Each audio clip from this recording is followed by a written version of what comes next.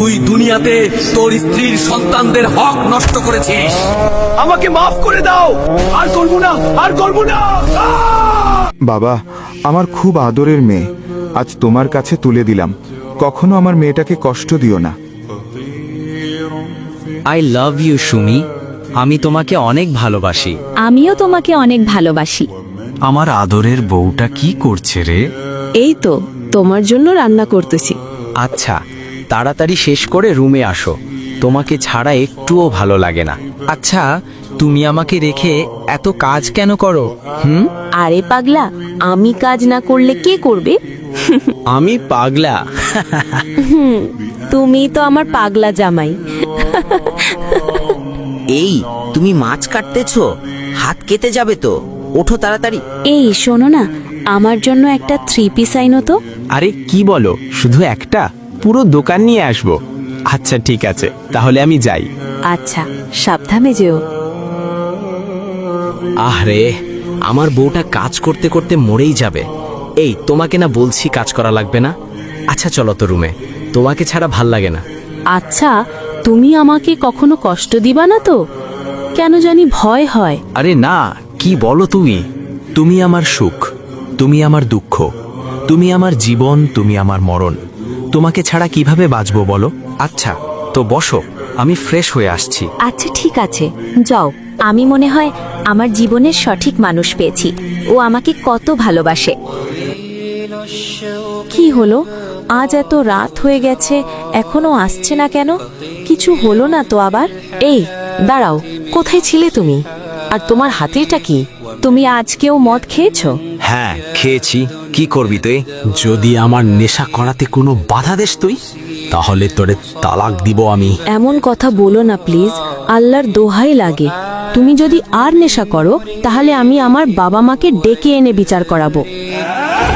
কি, তুই আমার বিচার করবি?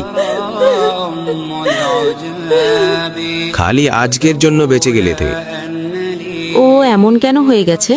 ও তো আমার দিকে এখন আর ফিরেও তাকায় না। আমাকে দেখতে পারে না কেন? আগে তো কত ভালোবাসতো আমায়। অন্য কোনো মেয়ের সাথে পরকীয়ায় জড়িত না তো আবার? এই, কোথায় যাচ্ছ এখন আমাকে না জিজ্ঞেস করে? তোকে বলতে হবে আমি কোথায় যাচ্ছি? যেখানে ইচ্ছে সেখানে যাই। আর কোনো সময় বাধা দিলে মায়ের একটাও নিচে পড়বে না, বলে দিলাম। মাকে ফোন দিয়ে সব বলতে হবে। মা, তোমার জামাই আর আগের মতো নেই, নেশা করে, ডাক দিতে গেলে মারতে আসে। মা, টেনশন করিস না, সব ঠিক হয়ে যাবে। স্বামীরা এরকম মারে, দেখিস নাই? তোর বাবাও তো আমাকে কত মারতো। আমি আর পারছি না মা, আমাকে নিয়ে যাও এখান থেকে। আচ্ছা, এক কাজ কর, বাচ্চা নে, তাহলে দেখবি সব ঠিক হয়ে যাবে। আর আল্লাহর কাছে বল, দেখবি তোর জামাই ঠিক হয়ে যাবে। স্ত্রীকে স্ত্রীর হক দেন, স্ত্রীকে স্ত্রীর প্রাপ্য দেন, স্ত্রীর উপরে জুলুম করবেন না। স্ত্রী জীবনের সঙ্গী, ভালোবাসার সঙ্গী, দয়া মায়ার সঙ্গী। স্ত্রী সে আপন, সে কলিজার টুকরো। হে আল্লাহ, আপনি আমার হাজবেন্ডকে হেদায়েত দান করুন, ও যাতে নেশা থেকে ফিরে আসে। এই কই তুমি? বাচ্চাদের আজকে আসতে দেরি হচ্ছে কেন? একটু ওদের স্যারের কাছে ফোন দাও। আমি পারবো না, আমি গোসল করছি, তুমি দাও। আচ্ছা ঠিক আছে, যাচ্ছে। এ কি, ওর ফোনে আই মিস ইউ জান, এটা কোন মেয়ে পাঠালো? মা, আমরা চলে এসেছি। এই, তোমার ফোনে কোন মেয়ে মেসেজ দিচ্ছে? হ্যাঁ, তোকে বলতে হবে নাকি কে মেসেজ দিছে কে দেয় নাই? বেশি কথা বলবি না তুই। এই শোনো না, বাচ্চাদের স্কুলের 2 মাসের বেতন আটকে আছে, স্যার বলছে কালকে দিতে। তো আমি কি করমু? আমাকে এগুলো শোনাচ্ছ কেন? লাথি দিমু, সর এখান থেকে।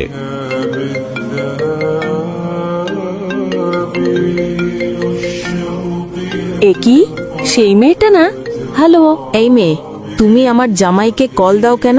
তুমি জানো না ওর বউ আছে, বাচ্চা আছে? হ্যাঁ জানি, ওর বউ বাচ্চা সব আছে, তবুও আমি তাকে ভালোবাসি, সেও আমাকে ভালোবাসে। এই বেয়াদব মেয়ে আবার হাসে।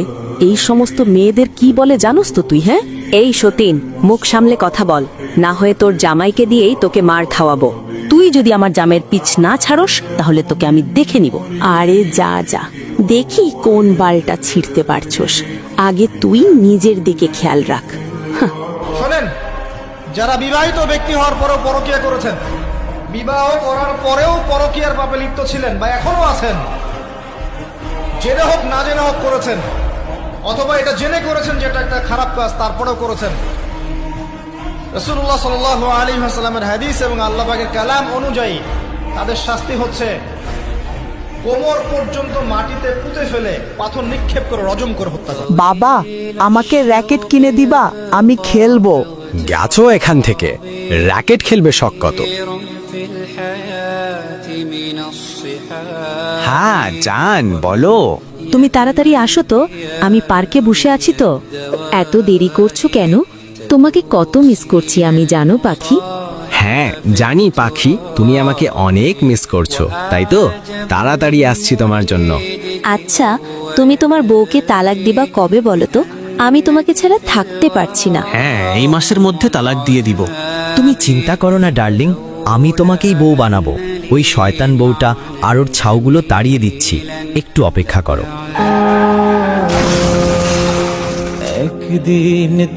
একটি দুঃসংবাদ, আজ সন্ধ্যা 6 ঘটিকায় মুহাম্মদ আকাশ মিয়া গাড়ি অ্যাক্সিডেন্টে ইন্তেকাল করেন। ইন্না লিল্লাহি ওয়া। এই আকাশ মিয়া বউকে সম্মান করত না, বাচ্চাদের হক পূরণ করত না, পরকিয়া করত। আল্লাহ জানে কবরে কি হয়।